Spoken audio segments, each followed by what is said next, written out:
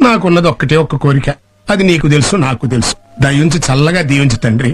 రోజు గుర్తు చేస్తున్నాను మాత్రం కోపం తెచ్చుకోమాక. ఎవర్రా మీరంతా? మట్టి ఎత్తేది జేసీబీ, కప్పు కొట్టేది ఆర్సీబీ. మట్టి ఎత్తేది జేసీబీ, కప్పు కొట్టేది ఆర్సీబీ. అది విరాట్ బ్రో. మ్యాచ్ విన్నర్ అంటే అట్లా గెలిపియాలి మ్యాచ్లని. సింగిల్ హ్యాండెడ్ గా 77 కొట్టి మ్యాచ్ ని గెలిపించినావు ఫాఫు. నిజం చెప్పాలంటే ఈ విజయంలో నా పాత్ర ఎంతున్నదో దినేష్ కార్తిక్, మైపాల్ లామ్రోర్ పాత్ర కూడా అంతే ఉన్నది. లాస్ట్ లో 12+ రన్ రేట్ ఉన్నప్పుడు 6లు 4లు చంపి గెలిపించిల్లు. ముఖ్యంగా డీకే ఫస్ట్ మ్యాచ్ లో అడ్డిగుడ్డి షాట్లు కొట్టిండు కావచ్చు అనుకున్నా, సెకండ్ మ్యాచ్ లో కూడా ఎక్సలెంట్ ఆడిండు. డీకే ఈ సీజన్ మనల్ని ఎట్లైనా కప్పు గెలిపించే రిటైర్ అయిదామని ఫిక్స్ అయిపోయినట్టున్నాడు. ఏజ్ బార్ అయిపోయింది, కామెంటరీ చేస్తున్నాడు, వట్టిగానే అవుట్ అవుతాడు కావచ్చు అనుకుని ఆపోజిట్ టీమ్స్ నా కోసం ప్లాన్స్ కూడా తయారు చేసుకోలే. ఇప్పుడు ఇక స్పెషల్ గా ప్లాన్ నా కోసమే తయారు చేయాలి, అట్లుంటది మనతోని. ఏయ్ కింద మీద ఊపు, డీకే పై తోపు. షేట్ మ్యాన్, ఒక్క విరాట్ కోహ్లీని తొందరగా అవుట్ చేసేది ఉంటే మ్యాచ్ ఎప్పుడో గెలుస్తుండే. ఎనీవే బాయ్స్, నెక్స్ట్ మ్యాచ్ లో మంచిగా ఆడాలి. అందుకే గబ్బరు ఫస్ట్ మ్యాచ్ దేవునికి ఇస్తే మిగిలిన మ్యాచ్లు మనల్ని గెలిపిస్తాడు. మీరు ఫస్ట్ మ్యాచ్ దేవునికి ఇవ్వకుండా కకృతి పడి గెలిచిల్లు, ఇక మిగిలిన మ్యాచ్లు మీ పోయినట్టే. మేం చూడిగా వరుస గెలుచుకుంటా పోవుడే, ఎవడు ఆపలేడు.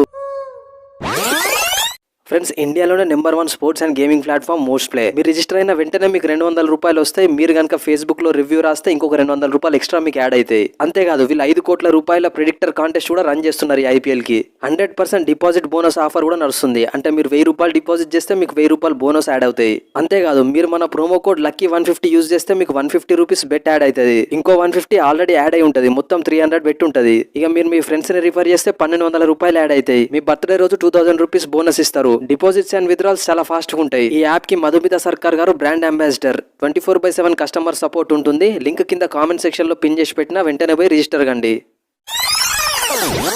మీరు ఫస్ట్ మ్యాచ్ దేవునికి ఇస్తే మేము సెకండ్ మ్యాచ్ దేవునికి ఇచ్చినాం. ఏం మాట్లాడుతున్నావే గబ్బరు? ప్రసాదం దేవునికి ఫస్ట్ పెట్టి నువ్వు తింటావా, నువ్వు తిన్నాక దేవునికి పెడతావా? ఇల్లిటరేట్.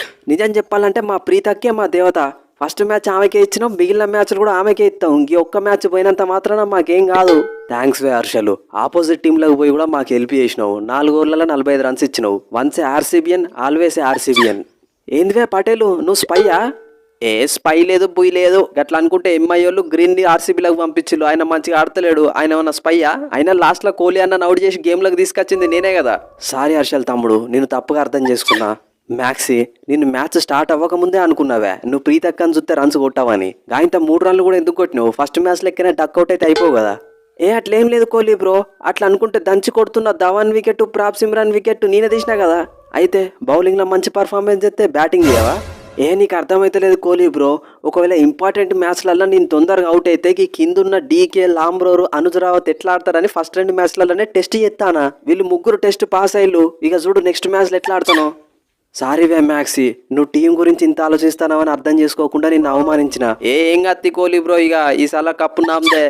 తమ్ముడు జితేష్ శర్మ, నేను ఎంతో మంది గుడ్డు ఇప్పుడు ఊపే ప్లేయర్లను చూసిన, కానీ వాళ్ళందరు ఇట్లా నువ్వే టాలెంటెడ్ ప్లేయరు.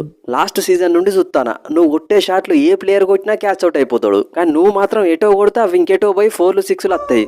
అది నా టెక్నిక్ అన్నా. అందరి టెక్నిక్ ఎటు కొడితే అటు పోతుంది, కానీ నా టెక్నిక్ నేను కొట్టిన దిక్కు కాకుండా వేరే దిక్కు పోతాయి. అందుకే నేను కనీసం 20-30 రన్స్ కొట్టకుండా అవుట్ కాను.